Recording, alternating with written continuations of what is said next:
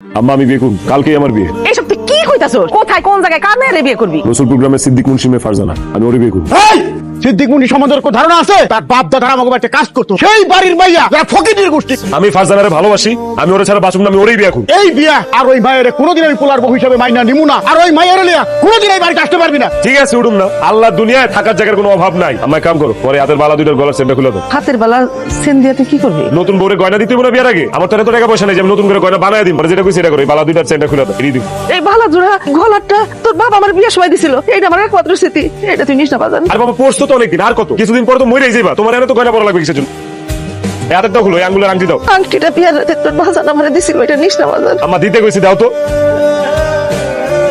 10 লক্ষ টাকা 1 টাকা কমে আমি এই বিয়ে করুম না। সবুজ কি তোমার বিয়ে করতেছে? তোমার ছাড়িয়ে দেওয়ার জন্য গাবিন হবে 2,50,000 টাকা। তাইলে আপনারা সবুজ এখান থেকে নিয়ে যা, 2,50,000 টাকা দিয়ে অন্য মায়ের লগে গিয়ে বিয়া দেন। আমি 10 লাখ টাকা নিচে 1 টাকা কমে বিয়ে করুম না। দাঁড়াও ফারজান, তুমি যা চাও তাই হইব। কাজী সাহেব 10 লক্ষ টাকা লিখে। সবুজ তুই তোর বাপ মার অমতো বিয়ে করতেছস, এত টাকা কাবিন করা তো ঠিক হবে না ভাই। ঠিক বে ঠিক আমি বুঝি না। আমি ফারজানারে ভালোবাসি, আমি ওরেই বিয়ে করতে চাই, সেটা যে কোনো মূল্যেই হোক। কি হয়েছে জামাই বাবাজি, ডাকতেছো কেন? আম্মা ওই আমার বন্ধুর একটু আপনার লগে কথা কইব, একটু কথা কর। এই কথা চাচি, আল্লাহর রহমতে তো বিয়াটা হয়ে গেছে। আর আপনারা যেমন 10 লক্ষ টাকা কাবিন দাবি করছেন সেটা হয়েছে। আপনি তো সব জানেন চাচি, সবুজ তো তার বাপ মায়ের রহমতে বিয়েটা করছে। তারা কোনোভাবেই বিয়েটা মানিয়ে নিতেছে না। তারা বলছে সবুজ যেন বউ নিয়ে ওই বাড়িতে কোনোদিন না যায়। এইসব কথা আমারে বলতেছো কেন? সবুজ আর ফারজানা যদি কিছুদিন এই বাড়িতে থাকতো, সেই সুযোগে আমি সীমান্ত আর সবুজ মিলা ওর বাপ মারে বুঝাই, ওর বাপ মার রাগ কমে গেলে সবুজ ফারজানারে নিয়ে ওই বাড়িতে যাবে। এই আপাতত যতদিন রাগটা না পড়ে, সবুজ আর ফারজানা এই বাড়িতে থাকুক। আমি বিয়া করছি, কোনো ঘর জামাই বিয়া করি না। আমার বিয়া হয়ে গেছে, এখন এই মুহূর্তে সবুজ তুমি আমার তোমার বাড়িতে নিয়ে যাবা। ইয়া যখন করছি ওরা তো আমার বাড়িতে নিয়ে যাইতে, ওই কয়েকটা দিন যদি তোমার এনে থাকতে পারতাম উপকার।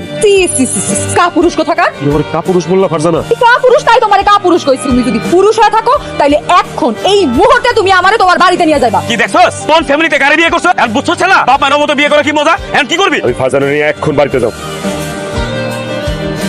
মাশাআল্লাহ মাশাআল্লাহ, বউ দেখতে খুব সুন্দর। সবুজ, একটা কথা কান খুলে শুনে রাখো, তোমার বাপের বাড়িতে তো আমি থাকতে পারবো না। আমি আলাদা থাকবো, কারণ আমি আলাদা সংসার চাই। শ্বশুর শাশুড়ির জন্য রান্না বাড়া করবো, সেবা যত্ন করবো, এগুলো আমি করতে পারবো। কোন মায়ে বিয়ে করে নিয়েছে, কোন দেশ থেকে বিয়ে করে নিয়েছে, আমি তো কিছুই বুঝতেছি না। বাড়িতে ঢুকা পারলো না, এখনই তোমার পোলার আমার কাছে আলাদা করতে চাইতেছে।